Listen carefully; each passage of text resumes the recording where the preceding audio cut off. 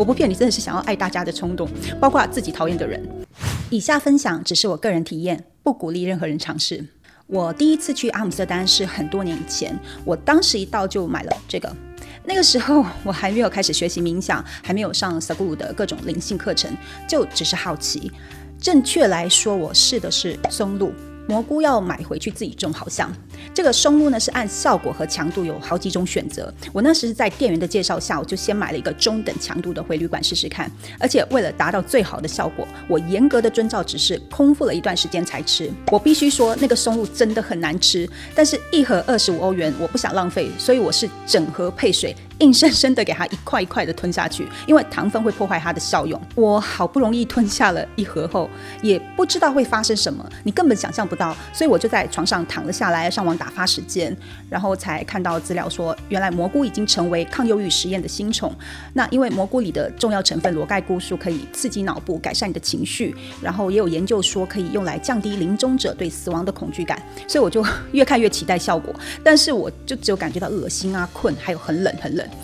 然后我记得我还闭上眼睛努力感受，因为我很怕没效果，我的25欧元就白花了。我大概等了快1个小时，什么感觉都没有。我想说没理由啊，我也不烟不酒，也没碰过任何毒品，应该是很容易被刺激到嘛？还是说老板骗人卖我假蘑菇？结果我去洗手间时，我的视线刚好落在地板上，我就看到地板好像有什么东西忽然隆起，好像就是有东西要穿出来那样子，吓了我一跳。更有趣的是，我发现我的鞋带也不对劲，就居然一条条开始扭动起来，好像在跳钢管舞一样。我当场大笑，结果这一笑不得了，完全停不下来。而且整个世界在这个瞬间啊，就突然间变得很不一样。你身边的景象都好像变得很鲜活，充满了动感。然后我的 iPhone 也变了 ，iPhone 上所有的图标都变得很立体，色彩很饱和，饱和到刺眼那样子。然后我整个的状态也是就很 happy， 好像整身体的每一个细胞都在欢呼那样。接着我的思绪啊，突然间跳到九霄云外，好像你从宇宙往下看，然后发现所有的一切都变得很渺小。我记得我当下就立刻释怀那些不开心的事，我心里还想，哎呀，对啊，那些都是什么事啊？我以前到底在烦恼什么呀？然后我内心就是变得很柔软，就有一种我不骗你，真的是想要爱大家的冲动，包括自己讨厌的人。我也是第一次体会到，原来神爱世人是真的可以做到的。而且整个过程我的意识都很清楚，我的身体好像拆成了2半，清醒正常的自己观看着狂喜的自己，真的很奇妙，就很难形容。然后我还记得我不停地告诫自己说，我要记住这个感觉，以后做人要柔软，不要有棱有角，要像水一样。Be water, my friend. 第一次的体验就已经让我很 shock 了，第2次的体验就真的是改变我整个人生观念。清醒梦。第2次我买了强度最强的，大概半小时左右，我就感觉到身体开始轻飘飘的，但是我又突然间困到不行，心里想说，哎呀，那我就先睡一下好了。我都不知道我是什么时候睡着的，但是我清楚记得我醒来的时候很震惊。我醒来了，却是在梦里。我感觉自己在清清楚楚地看着这个梦。这并不是说我有一个实体，相反的，我感觉就是一个意识在旁观，而且我心里很清楚知道这是我的梦境。我是后来开始灵修才知道什么叫清醒梦、梦瑜伽这些，当时就只是震惊，然后就忽然清醒过来。然后我就试试戴上耳机听音乐，看看听觉有没有不同。时空旅行，音乐是没有异常，没有变得鬼哭神嚎啊，或是突然多个人唱歌，但是一瞬间我的意识好像出离了，而且是在许许多多过往我曾经发生的事件中穿梭，好像一场时空旅行。只是说穿梭于不同时空的是意识，我感受不到肉体，就仿佛我只是一个灵体。然后不知道过了多久，意识又突然间被拉回到现实，我瞬间又清醒过来。但是神奇的是，尽管就是我感觉自己刚刚从一个很长的时空旅行回来，可是我注意到我的音乐才播放了30秒。我在第1次蘑菇的体验时就有类似的状况，但是是另外一种的感受方式。我那时也是忽然间感到时间变得很快，就是时间不再是抽象的名词，你真的能感受到它在缓慢流动，但是你脑子里的记忆啊就不停地闪现那些你曾经经历过的人生片段，好像回放完了前半生你才醒过来了，但是实际上也只过了几分钟而已，真的有一种黄粱一梦的感觉。自我消失。这一次的体验算是升级了，直接意识就出离了。但如果你问我你是灵魂出窍了吗？我也很难点头说是，可是我也绝对不是在做梦。我的头脑再清楚不过了，我清楚地感受到自己的意识不断地进进出出。可怕的是，随着意识每一次的出离回来，我的自我也消失了。我知道你想说什么，如果你都没自我了，又怎么感受得到？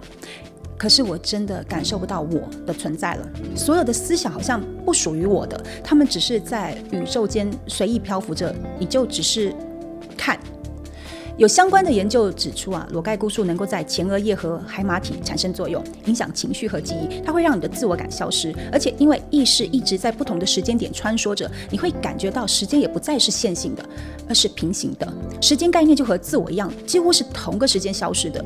我想想也是宇宙有可能自带钟表吗？当然不可能所以说时间不是绝对的，过去、现在、未来的区别只是一种根深蒂固的错觉，一切都是同时存在着。问题来了，这种悟道的感受真的是吃颗蘑菇松露就能搞定的吗？置换物质能帮助你开悟。以前的僧侣会用蘑菇来辅佐修行，他们会给一直不开窍的徒弟吃一点，让他体验到开悟的感觉，然后就会更加努力的修行。现代呢也有相关的研究。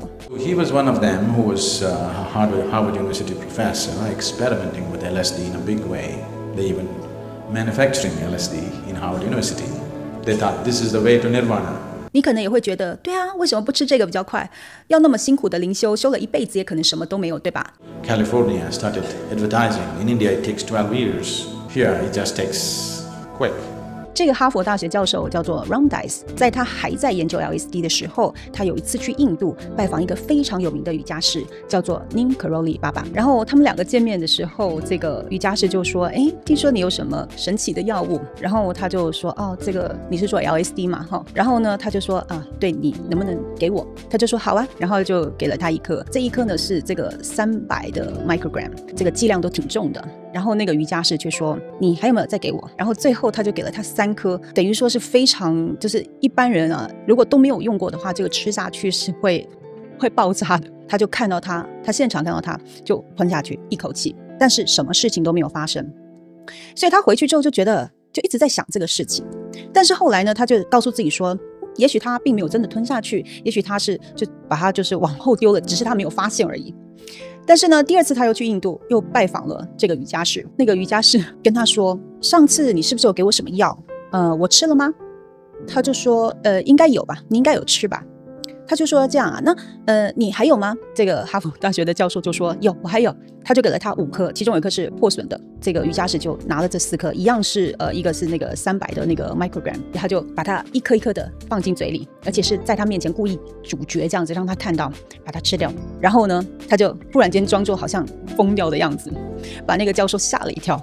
然后他就瞬间哈哈大笑，原来他是在逗那个教授的，结果他什么事情都没有。这一刻让他明白了，真正的觉醒不靠化学，而是来自内在的解脱。之后他放弃了 LSD， 跟随 Neem Karoli Baba， 并被赐名 Ramdas。这几年我开始学习冥想，上 Sadhguru 的课，有人问过 Sadhguru 能不能用这种东西加速开悟。